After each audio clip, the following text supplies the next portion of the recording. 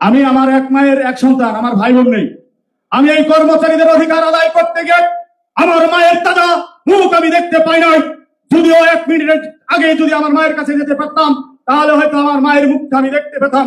প্রিয় বন্ধুরা আমার, আপনাদের জন্য আমার মায়ের মৃত্যু মুখটা আমি দেখতে পারি নাই।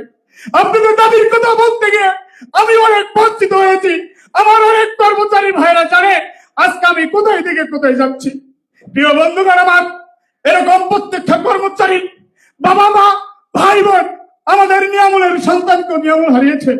প্রত্যেকটা বাবা মায়ের সন্তান পিতার কাঁধে সন্তানের লাশ, আবার সন্তানের কাঁধে আপনার বাবা মায়ের লাশ সন্তানের কাঁধে। বিনা চিকিৎসায় আমার অনেক বাবা মা মারা যাচ্ছে, আমার অনেক সন্তান মারা যাচ্ছে। আমরা পেটের দুঃখে পেটের ক্ষুধায় চাকরি করতে এসেছি। এই রাষ্ট্রের প্রজাতন্ত্রের কর্মচারীরা আমরা 11 বছর আমরা যদি পে স্কেল বঞ্চিত হয়েছি। ভাই আমার চোখের পানি দুঃখে কষ্টে সেই মেহেদি পাতার মতো উপরে সবুজ ভিতরে রক্তাক্ত। প্রিয় ভাই আমার,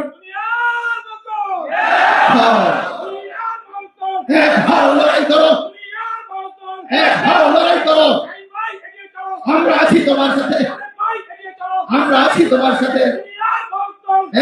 লড়াই করো, লড়াই করে বাঁচতে চাই, লড়াই করে বাঁচতে চাই। চলবে না, চলবে না, চলবে না, চলবে না। প্রিয় ভাইরা আমার, আমি আবেগপ্লুত হয়েছি। অনেক কষ্ট, আমার যেমন কষ্ট ঠিক আপনাদেরও কষ্ট। প্রিয় বন্ধুগণ আমার, চোখের পানি চলে আসে বলতে হয় না। আজকে আমরা পেটের ক্ষুধার জন্য 2015 সালের পে স্কেলের 2013 সালের বাজার মূল্য দেওয়া হয়েছিল। আজকে বলেন, ওই সময়ে 2015 সালে 1 কেজি সয়াবিনের দাম ছিল 80 থেকে 85 টাকা। বর্তমান বাজারে আপনার 200 টাকা লিটার। এদিকে পেট্রোল ডিজেল তেলের দাম বেড়ে যায়, দ্রব্যমূল্যের দাম বেড়ে গেছে, গ্যাসের দাম বেড়ে যায়, প্রত্যেকটা জিনিসের দাম বেড়ে গেছে। আমাদের সরকারি কর্মচারীদের আমরা যারা আছি, আমরা দুমুঠো ভালো মন্দ খেয়ে আমরা বেঁচে থাকতে পারি, কিন্তু যারা দুর্নীতিগ্রস্ত তাদের হিসাব আলাদা। কিন্তু বাংলাদেশের প্রজাতন্ত্রের কর্মচারী 22 লক্ষ কর্মচারী, বেতনভুক্ত কর্মচারী, প্রত্যেকেরই এই সংসার যাতনার চিন্তা করতে করতে তারা আত্মহত্যার পথ বেছে নিচ্ছে। প্রিয় সংগ্রামী ভাইরা, আপনারা জানেন প্রজাতন্ত্রের সরকারি কর্মচারীরা সারাদিন যখন অফিসের কাজের জন্য ব্যস্ত থাকে, সকালে যখন অফিসে বের হয় ঠিক তখন স্ত্রী সন্তান বিভিন্ন বায়না ধরে বাজারের ব্যাগ ধরিয়ে দেয়। অফিস থেকে ফেরার পথে আমার এটা লাগবে ওটা লাগবে এরকম শেরাস্তি তুলে দেয়। দুঃখের বিষয়, আমার কর্মচারী ভাইরা যখন ওই চিন্তা নিয়ে অফিসে ঢুকে, তখন অফিসের কাজ কিন্তু ঠিকভাবে সে করতে পারে না, তার ভুল হয়। এই ভুলের কারণে তাকে সুগোজ খেতে হয়, অনেক বিপদগ্রস্ত হতে হয়। তাই আমরা রাষ্ট্রের প্রজাতন্ত্রের কর্মচারী, আমাদের কেন এই বেহাল দশা হবে? 15 সালের কোথায় আর 2026 11 বছরে প্রত্যেকটা জিনিসের দাম 3 ডবল 4 ডবল যখন বেড়ে যায়, ওই সুশীল ওই অর্থনীতিবিদের মুখে কিন্তু একটি কথা বের হয় না। কথা তখনই বের হয় এরকম সভা সেমিনার করে যখন আমরা আমাদের দাবির কথা তুলে ধরি, তখন সিবিডি অর্থনীতিবিদের মুখ দিয়ে বের হয় পে স্কেল হলে দ্রব্যমূল্যের দাম বেড়ে যাবে। কিন্তু আমি তাদের উদ্দেশ্যে বলতে চাই, প্রজাতন্ত্রের কর্মচারীদের বেতনের কথা যখন বলা হয়, তখনই এই সুশীল সিপিডির নেতাদের মুখ থেকে বলি আমরা পে স্কেল দিল নাকি দ্রব্যমূল্যের দাম বেড়ে যাবে। আপনাদের কাছে প্রশ্ন রাখতে চাই, 11 বছরে কি পে স্কেলের জন্য কোন জিনিসের দাম ভাড়া কমে আছে? প্রত্যেকটির দাম বেড়েছে, কিন্তু প্রজাতন্ত্রের কর্মচারীর পে স্কেল বাড়েনি। এটা কোন ধরনের কৌশল? এটা আমরা সরকারের কাছে জানতে চাই। প্রিয় বন্ধুরা আমার, আমি আপনাদের উদ্দেশ্যে বলতে চাই, আমরা আমাদের সন্তানদের এবং বাবা মার সবার যে আপনারা চিকিৎসা বিভিন্ন চাহিদার কথা চিন্তা করে আপনারা এই যে সামনে কুরবানির ঈদ, আপনারা কি অনেক কর্মচারী আমার কুরবানি দিতে পারবে না, কারণ তারা ঋণগ্রস্ত। তারা কোথায় থেকে কুরবানির টাকা পাবে? 8,250 টাকার স্কেলে 30 দিনে যদি ভাগ দেওয়া হয় কয় টাকা হয়? আমার বক্তা বলে গেছে, আজকে জেলখানার কয়েকদিন থেকেও কর্মচারীদের খারাপ অবস্থা।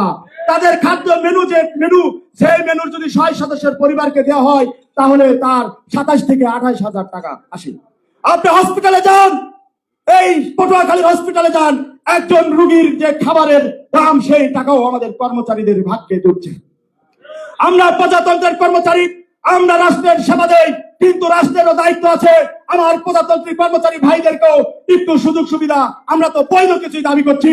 আজকে 2015 সালের পরে 19 সালে একটি পে স্কেল হলে আমাদের বেতন থাকতো 16,500, আর 24-এ এসে সেটা দাঁড়াতো 33,000।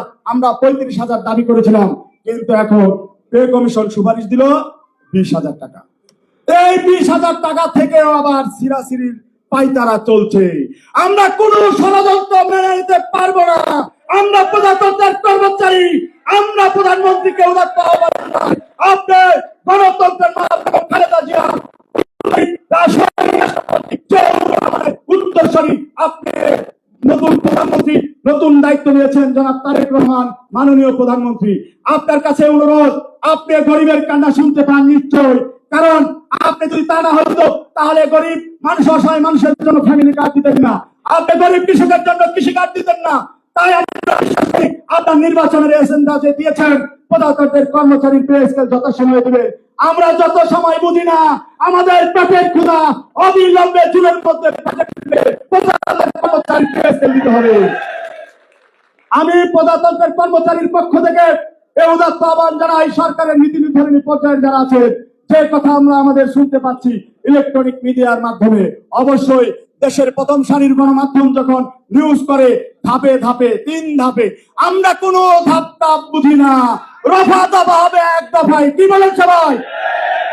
আমাদের দফা একটাই, অবিলম্বে এই পে স্কেল, কোনো ধাপে ধাপে নয়। অনেক হয়েছে, আমরা এখন ধাপে ধাপে দিবেন। প্রথম ধাপে যখন বাড়াবেন বাজার দাম বেড়ে যাবে, অসাধু syndicate pay scale, pay scale, এক দফা এক দাবি, পটুয়াখালী প্রান্ত থেকে এক দফা এক দাবি।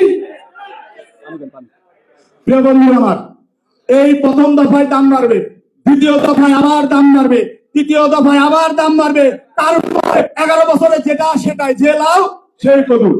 আমরা এমন মূলা ঝুলানো পে স্কেল চাই না। এরকম যদি কোনো তাই পাই তারা চলে, এমন কোন সিদ্ধান্ত নিতে আপনারা আমাদের বাধ্য করবেন না। আমরা কিন্তু পরিবার সন্তান নিয়ে হয় বলে খাবো, নাই মরবো, জিন্দা লাশ তো এমনি হয়ে আছি। আর কত আমরা জিন্দা লাশ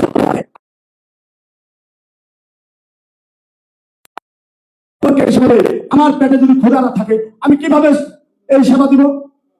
প্রিয় বন্ধু আমার, প্রত্যেকটা হাত তুলে বলতে পারবেন না যে আপনার যে মাসের এই যে 6 দিন যাচ্ছে আর 7 তারিখ দেনা পাওনা যা সে সব দিয়েছে, শূন্য পকেটে এসেছে। আমি এখানে এসেছি 5,000 টাকা হাওলাত করে। প্রত্যেকটি কর্মচারীর এরকম অবস্থা। আমি ঋণে ঋণে জড়িত, আমার মতো সবাই আছে।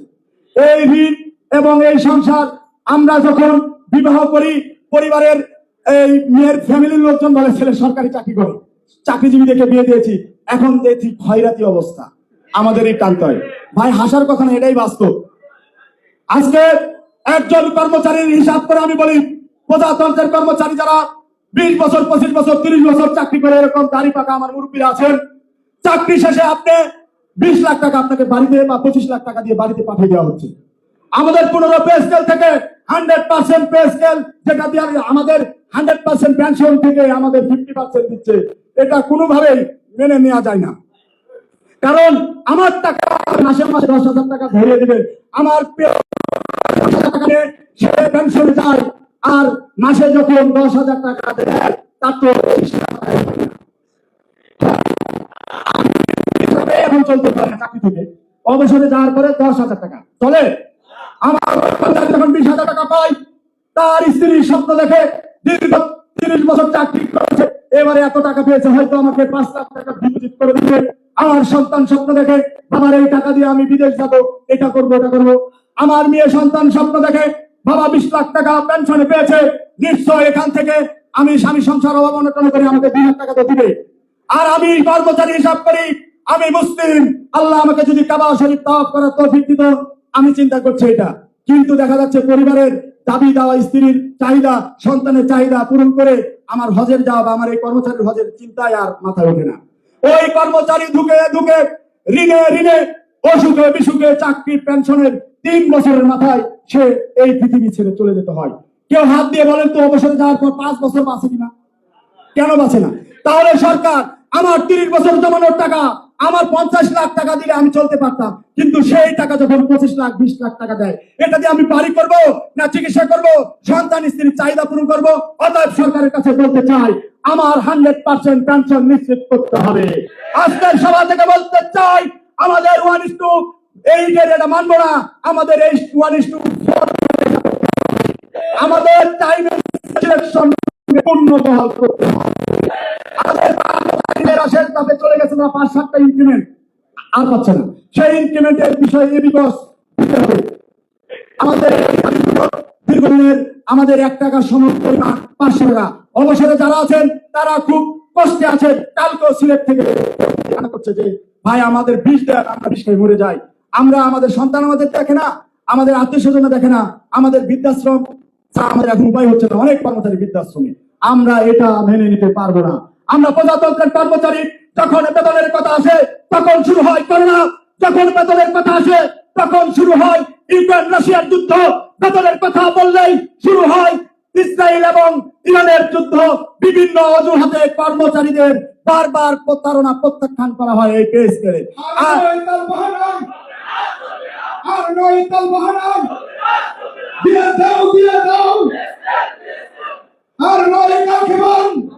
অনেক কথা হয়েছে, অনেক বক্তব্য দিয়ে আপনাদের মন প্রাণ ঠান্ডা করতে পারবো, কিন্তু যদি পে স্কেল বাস্তবায়ন না করতে পারি, আমরা এই যে প্রজাতন্ত্রের কর্মচারীর প্রতিনিধিত্ব করি, আল্লাহর কাছেও কিন্তু আমাদের জবাব দিতে হবে।